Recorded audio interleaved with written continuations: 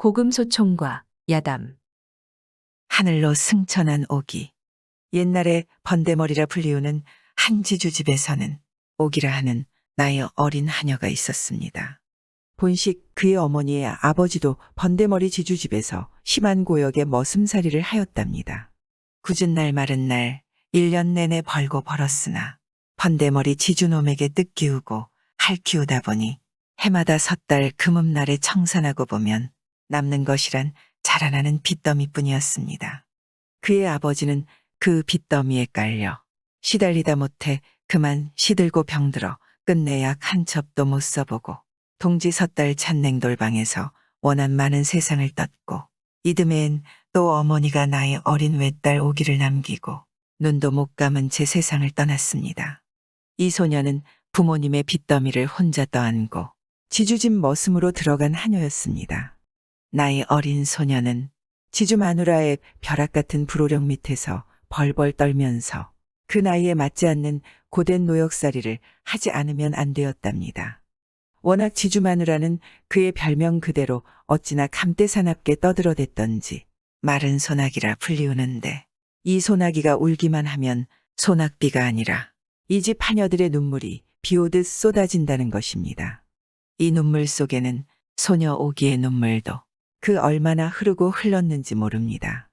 날에 날마다 불을 떼며 물을 깃고 힘에 겨운 연자방아도 찧어야 하거니와 큰 절구와 작은 절구로 번데머리가 호강스레 먹어야 할 갖가지 양념가루와 미식가루를 찧어야 하였으니 이 소녀에겐 밤낮도 없었답니다. 그러나 그뿐이 아니었지요. 추운 겨울마다 호돛바람에 서란풍 속에서 너털어야 하였거니와 지주집 그릇마다 먹을 것은 많았으나 어린 소녀는 작은 배를 채울 길 없어서 때로는 구정물 속 밥짓거기를 고사리 주먹으로 움켜 먹어야 하였습니다. 주림과 서름의 해와 달이 감에 따라 이 소녀한테 학대와 구박이 더욱 심해만 가던 어느 해 겨울 추운 동지달이었습니다. 번데머리와 마른 소나기가 용마루 들썩하게 다투었는데 성질이 표독하고 감때 사나운 마른 소나기는 부하김에 드러누워 일어나지 않았습니다. 번데머리 지주놈은 시애미 역정의 개 배때기를 찬다 능격으로 소녀한테 화풀이를 하던 끝에 이 눈치코치도 모르는 인정머리 없는 계집애야 내 배만 부르면 다냐. 마나님이 병이 나서 식음을 전폐하다가 잉어고기를 먹고 싶다 하는데 구해올 생각은 하지 않고 말똥말똥 보고만 있을 차비냐. 어서 가서 구해오너라 라고 불호령질 하였습니다. 그야말로 마른 하늘의 날벼락이었습니다. 잉어라니. 나의 어린 소녀는 하는 수 없이 쌀이 광주리를 옆에 끼고 대문 밖에 나섰습니다. 맵잔 눈보라는 기승을 부리는데 호돛에다 발가락이 나오는 집신을 신은 어린 몸은 오돌오돌 떨기만 하였지요. 글쎄 강물이 떵떵한 이 겨울철에 어디 가서 잉어를 구해온단 말인가 라고 걸어가며 자꾸만 생각해도 기막힌 일이었습니다. 소녀는 저 샘치골 옥샘물은 겨울에도 얼지 않을 것이라고 생각하였습니다. 옳지, 그리로나 가보자. 강얼음 위에서 보다 그래도 얼지 않은 물속에서 찾아봐야지. 샘치골은 이 마을에서 먼 산고비를 돌아 골짜기로 한참 들어가야만 되지요. 소녀는 눈보라를 무릅쓰고 사나운 바람에 밀릴 듯 비칠걸음하면서도 두 다리에 꽁꽁 힘주어 간신히 샘치골에 들어섰습니다. 옥샘터에 당도하자 바구니를 땅에 내려놓고 두 팔소매를 걷고 물김이 서린 샘물의 돌밑을 하나하나 들추어 보았으나 잉어는 고사하고 고기 새끼 꼬랭이도 보이지 않았습니다. 소녀는 그만 앞이 캄캄해졌습니다. 옥샘에도 고기는 없으니 이를 어쩌나. 빈손으로 돌아가면 또 큰 봉변이 생길 게고 그렇다고 엄동설안에 이 산골 안에서 어찌 밤을 샌단 말인가. 해는 서쪽으로 기울어졌고 산그림자는 벌써 옥샘터에까지 그늘져 오는데 살을 에일 듯한 바람은 점점 더 세차게 불었습니다. 얼어드는 손과 발은 빨갛게 되었습니다. 일은 안 되고 날씨는 더 추워만 오는데 소녀는 갈 데도 올 데도 없는 애타는 마음으로 어머니와 아버지를 생각하였습니다.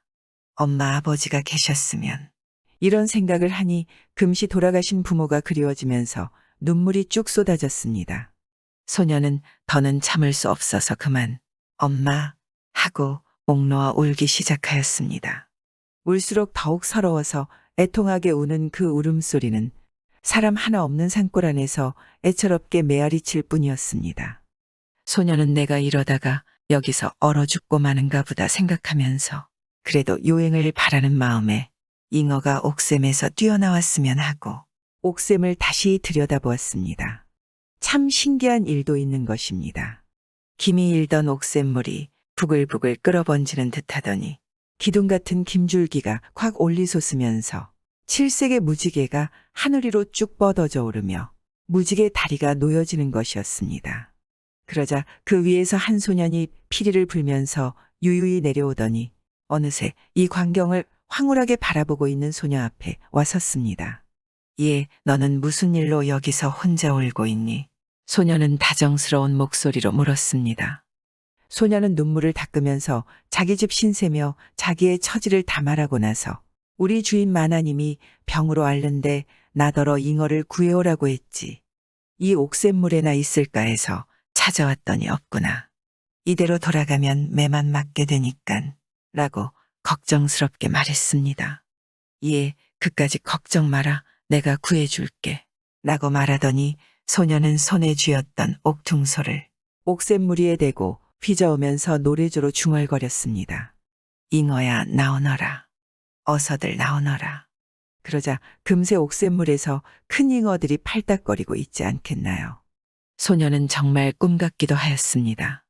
소녀가 너무도 반가워서 어쩔 바를 모르고 있는데 소년이 팔소매를 걷고 잉어 3마리를 잡아내더니 광주리에 담아 넘겨주었습니다.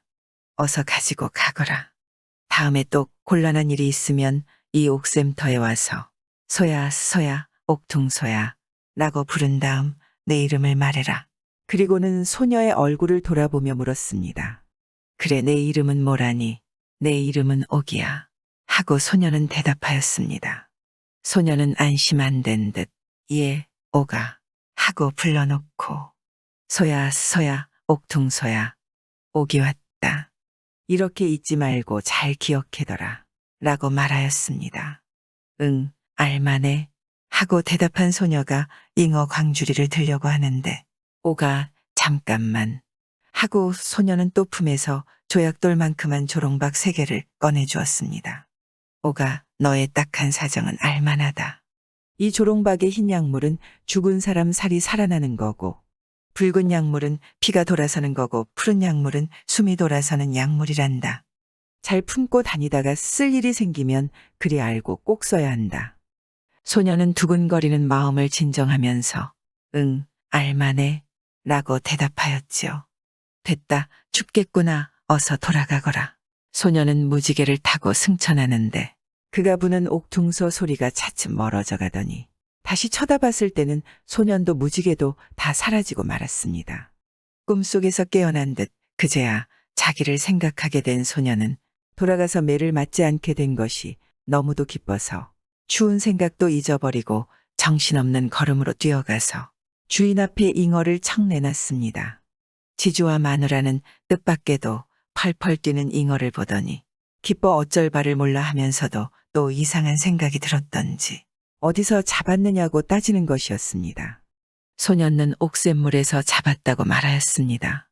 이튿날 아침 마누라는 또 소녀더러 잉어를 잡아오라고 하였습니다.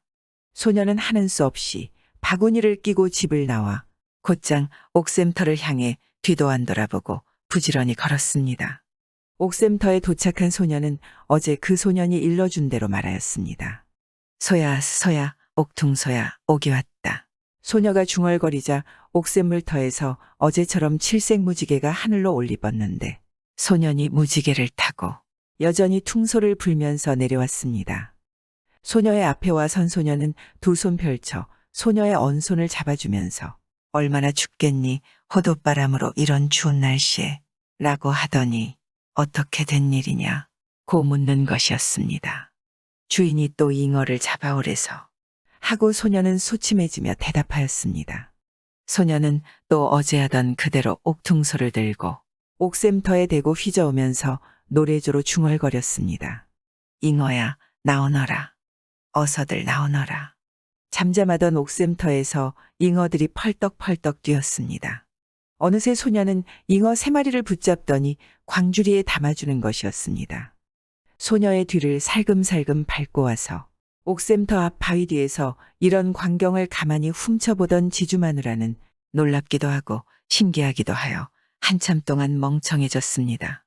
다시 정신을 돌려서야 이 일은 그저 일이 아니란 생각이 들면서 와락 겁이 나서 와들와들 떨었습니다. 그러면서도 앙큼한 그 속통에선 저놈이 어떤 놈인지 뒤를 마저 봐야겠다고 생각하며 덜덜 맞조이는 이빨을 옹다문 채 그들의 동정을 살폈습니다. 소녀는 바구니에 담은 잉어를 소녀한테 넘겨주면서 어서 가지고 가거라 고하였습니다. 소녀는 근심스러운 낯색으로 소년을 보면서 나는 어쩐지 가고 싶지 않구나. 자꾸만 주인만하님이 겁이 나 라고 말하는 것이었습니다. 소녀는 친오빠의 살뜰한 손길처럼 근심하고 서 있는 소녀의 헤쳐진 옷깃을 잘 여며주면서 걱정 말고 돌아가거라. 내 고생도 오래지 않을 것이다. 너를 못 살게 구는 그 지주와 마누라는 하늘에서 옥황상제가 진작부터 천벌을 주기로 되어 있단다. 가만히 엿듣고 있던 지주 마누라는 어찌나 놀랐던지 그 추운 날씨에도 온몸에 식은땀이 쫙 내배이는 것이었습니다. 저놈을 저놈을 당장이라도 저놈은 어떤 놈이길래 전연 계집애와 단짝이 되다니 어서 저놈부터 유절내야지. 지주 마누라는 두 손을 불끈 쥐고 소년과 소녀 모르게 제 정신없이 집으로 뛰어갔습니다. 불이 나게 돌아온 지주 마누라는 영감을 뒷방에 가만히 불러다 놓고 숨이 차 헐떡거리며 방금 자기가 숨어서 보고 들은 전경을 죄다 고에 바쳤습니다. 그러니 그놈의 아이 새끼부터 요절내야겠는데 영감이 어떻게 할 셈이요? 하고 놓치니 말하니 영감도 울뚝울뚝 치솟는 그 벨통을 참지 못해 낯색이 불그락 푸르락하여 연신 앉은 방아를 찧었습니다. 두말할 것 없이 그놈의 아이 새끼부터 죽여버려야지. 이 일만은 머슴들 시켜선 안 돼. 이것은 집안의 비밀이니깐 라고 말한 지주 영감은 또 마누라의 귀에다 그 두툼한 입을 대고 무엇인가 한참 수군수군 귀속 공론을 하는 것이었습니다. 바로 이때 소녀가 잉어 바구니를 들고 들어섰습니다. 노치는 감때 사나운 도끼 눈을 부라리며 인연 뭐라노라고 인제야 돌아오는 거냐 하더니 무턱대고 소녀의 언손을 와락 잡아당겨 마당 맞은편에 곳간에 떠밀어 쳐놓고는 철컥 자물쇠를 잠가 놓았습니다. 그리고는 번질나게 자기 오래비 집을 찾아가서 한참 쑥덕 공론질하고 횡하니 돌아왔습니다. 곳간에 갇힌 소녀는 처음에는 겁도 났지만 이제 자기 곁에도 어선이 있다는 생각을 하니 세임과 용기가 생겨 발을 동동 구르면서 문 열어줘요, 문 열어줘요 하고 새된 소리를 치다 못해 작은 두 주먹으로 곳간문을 탕탕 두드렸습니다. 뒷방에서 영감과 수군덕거리고 있던 지주 마누라는 곳간문을 향해 요 대질려나 왜 잠자코 있지 못하고 행악질이냐 하고 울러매는데 소녀는 여전히 곳간문을 두드리며 발을 구르면서 문 열어줘요, 문 열어줘요 하고 외치다 못해 그만 서럽고 분한 생각에 목 놓아 울면서 엄마, 아버지 하고 서럽게 울었습니다. 소녀의 울음소리에 이 집 하녀들도 그만 목이 메어 눈물만 흘릴 따름이었습니다. 이때 지주 마누라가 충동질하여 떠나보낸 오래비와 악패무리는 줄다름질로 옥샘터에 다다랐습니다. 그들은 지주 마누가 시켜주던 그대로 소야 소야 옥퉁소야 옥이 왔다 고 외웠습니다. 과연 김이 솟는 옥샘물이 끌어번지는 듯하더니 기둥 같은 김줄기가 고추 올리 솟으면서 실색에 눈부신 무지개가 하늘 위로 쭉 뻗어 올라가는 것이었습니다. 찬란한 무지개의 다리가 놓여지자 번쩍번쩍 빛나는 금빛 옷을 떨쳐 입은 한 옥동자가 피리를 불면서 내려오는 것이었습니다. 이거 원 별난 놈의 애도 보는구나 하고 악패들이 어리둥절해 서 있는데 소녀는 어느새 옥샘물터에 내려와서 미간을 찌푸리면서 당신들은 무슨 일로 왔어요? 하고 물었습니다. 이땐 노리고 힘센 한 놈이 소년을 향해 주먹으로 냅다 갈기자 소년은 찍소리도 못하고 그 자리에 코피를 흘리며 쓰러졌습니다. 그러자 곁에 놈들도 달려들어 발길로 차며 밟고 하여 소년을 죽여버렸습니다. 그 악패들이 자기들 할 일을 다 했다고 시름 놓고 돌아서려 할 때였습니다. 갑자기 사납게 불어오는 바람이 먹장 같은 구름을 몰아오더니 맑은 하늘이 금시로 캄캄해지는 것이었습니다. 그러자 검은 하늘이 두 동강으로 갈라지는 듯 산천을 들었다 놓는 으르릉 퉁탕하는 뇌성병력과 함께 악패놈들은 모두 벼락을 맞아 그 자리에서 피를 토하고 늘어져 죽고 말았습니다. 그러자 하늘은 아무 일도 없는 듯이 맑아졌습니다. 지주마누라는 한 무리의 악패들을 옥샘터에 보내놓고는 안절부절 마음 놓을 수 없었습니다. 그간 곶감문 자물쇠를 열고 고엄치고 있는 소녀를 끌어내온 다음 서슬이 댕댕하여 울러댔습니다. 이 망할 년 계집애야. 왜 울어대며 야단법석이냐. 저녁 감새가 없는데 얼른 가서 잉어나 잡아오너라. 소녀는 소녀대로 생각한 바 있어 시키는 대로 바구니를 끼고 대문을 나섰습니다. 옥샘물터에 다다른 소녀의 눈앞에는 이게 웬일일까요? 너무도 놀라운 전경이 펼쳐져 있는 것이 아니겠습니까? 여러 놈이 피를 토하고 죽어 자빠졌는데 옥샘물가에는 온몸이 피운적으로 낭자한 소년의 죽은 시체도 있는 것이었습니다. 소년은 그만 참지 못해 그 시체를 끌어안고 엉엉 슬프게 목 놓아 울었습니다. 울고 울던 소년은 갑자기 떠오르는 생각이 있어 울음을 그치고 품속에 잘 간직해두었던 조롱박 3개를 꺼냈습니다. 먼저 흰 약물을 소년의 얼굴이며 온몸에다 고루 뿌렸습니다. 그랬더니 상처난 살들이 뽀얗게 되살아나는 것이 아니겠나요? 옳지 그런 영문이었구나. 소년은 기뻐 어쩔 바를 모르고 또 붉은 약물을 온몸에다 골고루 뿌렸습니다. 그랬더니 소년의 온몸에 피가 돌아가면서 그의 손바닥 밑으로 소년의 심장이 높디는 것이 알렸습니다. 됐다, 됐어. 이어서 푸른 약물을 뿌렸더니 소년은 잠이라도 자다 깬 것처럼 부스스 몸을 움직이더니 늘어지게 기지개를 펴면서 눈을 살며시 뜨는 것이었습니다. 소년은 너무도 반갑고 기쁜 김에 소년을 와락 끌어안아 일으켰습니다. 소년은 두리번 주위를 살피면서 일어나더니 아무 일도 없는 듯이 옷을 툭툭 털면서 말하였습니다. 잘됐다, 오가. 이젠 너도 이 땅을 떠날 때가 왔다. 하늘의 옥황상제는 내가 오기를 기다리고 계신단다. 그곳으로 가면 너를 때리고 구박하며 업신여기는 나쁜 놈이 없는 세상을 보게 된단다. 이 말에 소년은 믿어지지 않는 듯이 소년을 똑바로 보면서 물었습니다. 정말? 그 말이 정말이냐? 정말이 아니고. 그래, 내가 너한테 거짓말하더니. 그곳에는 아름다운 꽃이 사시장철 향기를 피우고 갖가지 고운 새들이 아름다운 노래를 부른단다. 또 그곳에선 맛있는 음식을 마음대로 먹을 수 있고 갖가지 화려한 꽃무늬로 만든 옷들을 마음대로 골라 입는단다. 소녀는 이렇게 말하고 소녀의 손목을 잡고 옥샘물터로 갔습니다. 바로 이런 때였습니다. 멀리에서 요란스런 아우성 소리가 들려오는 것이었습니다. 돌아다 보니 번데머리 지주놈과 그 마누라가 아들, 딸들을 앞세우고 허겁지겁 달려오는 것이었습니다.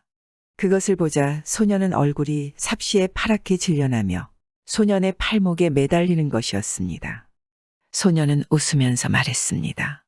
걱정 마라, 오가. 내 곁에 내가 있지 않니?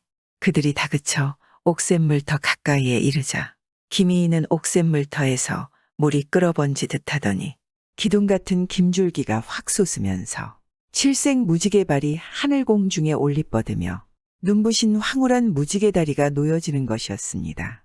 그러자 소녀는 소녀의 손목을 이끌고 무지개 다리 위에 올라서더니 몸에서 주먹만한 조롱박을 꺼내어 옥샘물터에 다다른 지주와 그 마누라 그 아들, 딸들이 아우성치는 한복판에 냅다 던졌습니다. 그 조롱박이 터지자 3단 같은 불길이 하늘로 타오르며 지주 집에 온 식구들을 몽땅 태워 죽이고 말았습니다. 이 꼴을 바라보던 소녀는 참 샘통이야, 샘통이야 라고 연신 외쳐대며 너무도 기뻐서 손뼉치며 조안을 뛰었습니다. 소녀는 마치 지상에선 아무런 일도 없었던 듯이 태연하게 기뻐하는 소녀를 앞세우고 무지개 다리 위로 올라가면서 전과 다름없이 옥퉁소를 불고 불었습니다. 지주집에서 고생하던 오기는 소년과 함께 무지개를 타고 승천하였습니다. 올가미 전투. 영기련 계산군에서 도문강을 따라 30리를 올라가면 호청계라는 곳이 있습니다. 이야기는 도문강변에 자리 잡고 있는 이 호청계라는 곳에서 생겼습니다. 그때로부터 어느덧 40여 년이란 세월이 흘렀지만 이 이야기는 지금까지도 우리 인민들 속에 널리 전해지고 있습니다. 그때 이 호청계에는 위만군보안단 한 개 중대가 인민을 보위한다는 미명 밑에 주둔하고 있었습니다. 명색이 보안단이지 사실인즉 항일군을 잡는다는 구실로 인민의 등을 쳐먹는 몰입이었습니다. 가금방 인민들은 소위 보위한다는 그들에게 직미환과 기장밥을 대느라고 허리가 구부러질 지경이었습니다. 그뿐만 아니라 예피탈, 저피탈에 각종 세금을 바쳐야 하고 심지어는 뗄나무까지 이어대야 하니 그 부담이야말로 무겁기가 태산 같았습니다. 때문에 이 북은 농민들은 누구나 다 놈들을 앓는 이빨처럼 미워했습니다. 어느 해 가을 8월 한가위를 지난 지도 거의 보름이 되는 날이었습니다. 점심이 지난 지 석 후에 보안단 중대부 병영문에 나이 30좌우돼 보이는 남자 둘이 나타났습니다. 한 사람은 작달만한 키에 풀물이 최최한 배중에 적삼을 입었고 머리에다는 배수건을 질끈 동여맸는데 그 차림새를 보매 첫눈에 보아도 두매산골의 화전민이라는 것이 뚜렷하였습니다. 앞에 나서서 말을 하는 사내는 검은 쏘가에다 검은 중의를 입었는데 옷차림을 보아서는 한족 사람 같았습니다. 차림새를 봐서는 두 사람의 생활이 한길 맞잡인 것 같았습니다. 배중에 적삼을 입은 사내는 북두갈고리 같은 손에다 속옷비를 사려서 들고 있는데 필경 그 속옷비에 무슨 문서거리가 있는 것 같았습니다. 그런데 그는 말없이 속옷비만 내들고 초조해하고 쏘가를 입은 사람이 병영문 보초에게 곱비를 쳐들어 보이며 사연을 이야기하는 것이었습니다.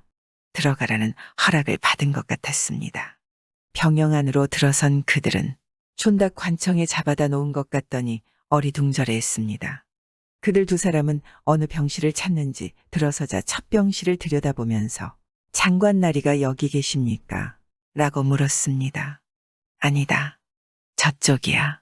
라고 호통을 치며 욕하는 바람에 그들은 예 하면서 문을 닫고 또 그 옆에 병실로 갔습니다. 장관 나리가 여기 계십니까? 그들은 그 병실에 가서도 같은 말로 물으면서 기웃거리다가 또 유혹을 먹었습니다. 그 두 농민은 병실마다 주르르 세워놓은 보총과 걸어놓은 수류탄 그리고 험상스럽게 받쳐놓은 경기관총이 무섭지도 않은지 이쪽에서 쫓겨나면 저쪽 병실로 다니면서 연장을 찾았습니다. 그러다 보니 온 병영을 죄다 돌고 나서 마지막에야 연장에 있는 곳을 찾았습니다. 연장의 사무실에 가서는 유달리 서슴거리면서 바지가랭이를 내리우느라고 그러는지 엎드려 보기도 하고 양소매를 털기도 하면서 사방을 흘끔거리고 나서야 문을 열고 들어갔습니다. 장관님께 송사할 일이 있어서 왔습니다. 라고 하면서 두 사람은 같이 인사를 하였습니다. 연장놈은 쏘가 입은 사람을 훑어보더니 무슨 일이냐 라고 소리치다가 다시 한 발자국 떨어져 서 있는 사람을 흘겨보면서 저건 누구냐 하고 퉁명스레 물었습니다. 예, 이 사람이 오늘 아침 나절에 고란밭에서 일을 하고 점심 먹으러 올 때 밥머리에 풀이 좋기에 게다 소를 매놓고 점심을 먹고 가보니 소는 간데온데 없고 곱비만 한 동갈이 남았더랍니다. 이 사람은 소 한 짝을 세워놓고 거기다 목숨을 걸다시피 지내고 있습니다. 죄송하오나 장관께서 이 소를 찾아주실 것을 송사하러 왔습니다. 연장은 그들의 말이 채 끝나기도 전에 듣기 싫다는 듯 호통을 쳤습니다. 공산비적들의 올가미 수작인데 어떻게 할 수 있느냐. 공산당종자를 없애기 전에는 안 된다. 빨리 물러가. 연장놈의 추상 같은 호령에 억눌린 듯 두 농민은 다시 더 말도 않고 예 하며 물러섰습니다. 연장놈에게서 욕을 먹은 두 사람은 할 수 없다는 듯 그 길로 꼿꼿이 병영을 나섰습니다. 이런 일이 있은 그날 밤이었습니다. 북방의 가을 강바람이 불어 밤이 깊어갈수록 소슬바람은 더욱 쌀쌀하여졌습니다. 보안년의 영문의 선보초병은 첫 다구일 무렵이 되자 졸립고 배가 고픈 데다 아슬아슬한 강바람마저 솔솔 불어서 문지방에 기대어 서서 바람을 피하다 그만 꼬박 잠에 취해버렸습니다. 그때였습니다. 난데없이 회오리 바람처럼 장정 두 사람이 언뜻 나타나더니 보초에게로 번개같이 달려들며 요진통을 한 대 질렀습니다. 보초 서던 놈은 그야말로 밤중에 홍두깨질에 맞아서 짹소리도 못하고 내 활개를 벌리고 쓰러졌습니다. 그러자 하늘에서 떨어졌는지 땅속에서 솟아났는지 머리에 수건을 동인 사람, 중절모를 쓴 사람, 가지각색의 의복을 입은 사람들이 손에 칼과 도끼를 들고서 병영으로 달아들어갔습니다. 홍수같이 병영문을 넘어들어선 그들은 몇 회로 쭉 갈라져서 잠자고 있는 병실들의 문 뒤에 붙어섰습니다. 먹을 갈아부은 것 같은 병영의 한 방에만은 불빛이 반짝거렸습니다. 그곳은 괴수보안 연장놈의 침실이었습니다. 손에 권총을 든 두 사람이 불빛이 있는 연장놈의 문 밖에 붙었습니다. 앞장선 사람이 문틈으로 방안을 훔쳐보고 나서 온 병영을 한 바퀴 휘둘러 보는데 딴 병실들에서는 벌써 무기를 내가는 것이 알리었습니다. 이때였습니다. 영문 앞 직일실에서 직일 써던 하사관 놈이 뒤숭숭한 소리에 잠을 깨고 내다보다가 보초놈이 낮아빠지고 어두운 병영에 인기척이 있으니 인차 계산군에다 비상전화를 걸고서는 나오지도 못하고 쥐죽은 듯 쑤셔 박혀 있었습니다. 이들은 놈들 병영 숙직실에 전화가 있다는 것을 잊었던지 거기엔 주의를 돌리지 않고 그냥 총과 탄약들을 내갔습니다. 이때 이 연장실을 노리고 있던 두 사람은 갑자기 문을 박차고 들어갔습니다. 연장놈은 놀라서 일어나지도 못한 채 머리맡에 놓았던 권총을 쥐면서 소리 질렀습니다. 누구냐? 놈의 외침소리와 함께 달려들어 쥐었던 권총을 빼앗아낸 사람이 이놈아 떠들지 말고 일어나라 고 호령하였습니다. 연장놈은 두 권총이 저를 겨누고 있는 것을 보자 사시나무 떨듯 벌벌 떨면서 어쩌지 못하고 엉기적거려 일어났습니다. 이놈아 우리를 봐라. 면목이 있겠지. 권총을 든 사람이 호령했습니다. 놈은 떨면서 천근이나 되는 듯 무거운 대가리를 쳐들었습니다. 모르겠습니다. 몰라? 모르기도 할 것이다. 나는 항일육격대다. 오늘 오후 소를 찾아달라고 소송왔던 사람이다. 그래도 모르겠느냐? 알겠습니다. 놈은 그제야 놀라는 듯 알겠다고 얼버무렸습니다. 이놈아, 인민의 소도 찾아주지 못하는 놈이 보안은 누구를 보안하느냐? 내 놈은 소를 찾아주지 못하지만 우리는 찾아준다. 이놈아, 다시 한번 말해보아라.